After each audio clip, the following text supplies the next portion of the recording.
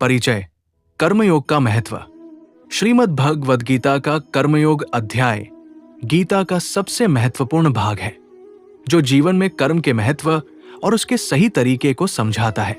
भगवान श्री कृष्ण अर्जुन को कर्मयोग का ज्ञान देते हैं, जिसमें बताया गया है कि बिना किसी फल की इच्छा किए अपने कर्तव्यों का पालन करना ही सबसे श्रेष्ठ मार्ग है। ये अध्याय इस बात पर जोर देता है कि कर्म करना हर व्यक्ति का धर्म है और निष्काम भाव से कर्म करने से ही आत्मा की उन्नति होती है। कर्म का सिद्धांत कार्य करना अनिवार्य है। श्री कृष्ण ने स्पष्ट किया है कि संसार में हर प्राणी को कर्म करना होता है। कोई भी कर्म किए बिना नहीं रह सकता। कर्म करना प्रकृति का नियम है। जैसे सूर्य हर दिन उगता और अस्त होता है, वैसे ही मनुष्य का भी कर्तव्य है कि वह अपने दायित्वों का पालन करे। कर्म से भागना अधर्म है। कर्म से भागने वाला व्यक्ति न केवल अपने जीवन को कठिन बनाता है, बल्कि अपने चारों ओर भी नकारात्मकता फैलाता है, जिसमें बताया गया है कि बिना किसी फल की इच्छा किए अपने कर्तव्यों का पालन करना ही सबसे श्रेष्ठ मार्ग है। ये अध्याय इस बात पर जोर देता है कि कर्म करना हर व्यक्ति का धर्म है और निष्काम भाव से कर्म करने से ही आत्मा की उन्नति होती है। कर्म का सिद्धांत कार्य करना अनिवार्य है।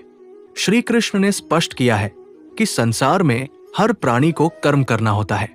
कोई भी कर्म किए बिना नहीं रह सकता। कर्म करना प्रकृति का नियम है। जैसे सूर्य हर दिन उगता और अस्त होता है, वैसे ही मनुष्य का भी कर्तव्य है कि वह अपने दायित्वों का पालन करे। कर्म से भागना अधर्म है। कर्म से भागने वाला व्यक्ति न केवल अपने जीवन को कठिन बनाता है, बल्कि अपने चारों ओर भी नकारात्मकता फैलाता है। निष्काम कर्म ही सच्चा योग है। निष्काम कर्म का अर्थ है फल की इच्छा किए बिना कार्य करना। जब हम कर्म को भगवान को समर्पित भाव से करते हैं, तब वो कर्म योग कहलाता है। कर्मयोग के 3 मुख्य सिद्धांत। निष्काम कर्म, फल की इच्छा का त्याग।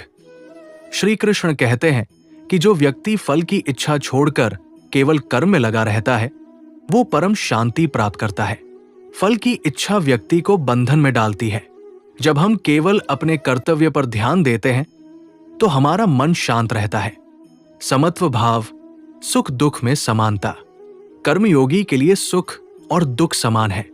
यदि हम अपने कर्म के परिणाम को समान दृष्टि से देखें, तो मानसिक संतुलन बनाए रखना आसान हो जाता है। सफलता और असफलता में समानता का भाव रखना ही सच्चा योग है। स्वयं का नियंत्रण, इंद्रियों पर विजय। कर्मयोगी अपनी इंद्रियों और मन पर नियंत्रण रखता है। जो व्यक्ति अपनी इच्छाओं और लालच को नियंत्रित करता है, वो अपने जीवन में संतोष और आनंद प्राप्त करता है। कर्मयोग के लाभ। मानसिक शांति और आत्मसंतुष्टि। कर्मयोगी हर परिस्थिति में शांत और संतुष्ट रहता है।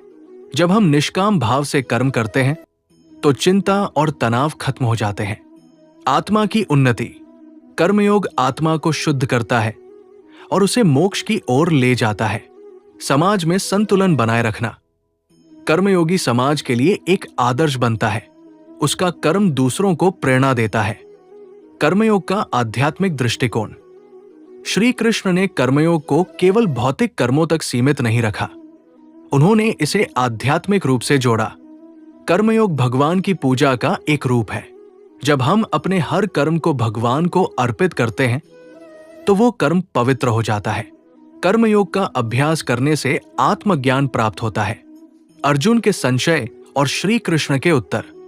जब अर्जुन ने युद्ध से भागने की इच्छा व्यक्त की, तो श्री कृष्ण ने उन्हें समझाया, युद्ध से भागना धर्म का त्याग करना है।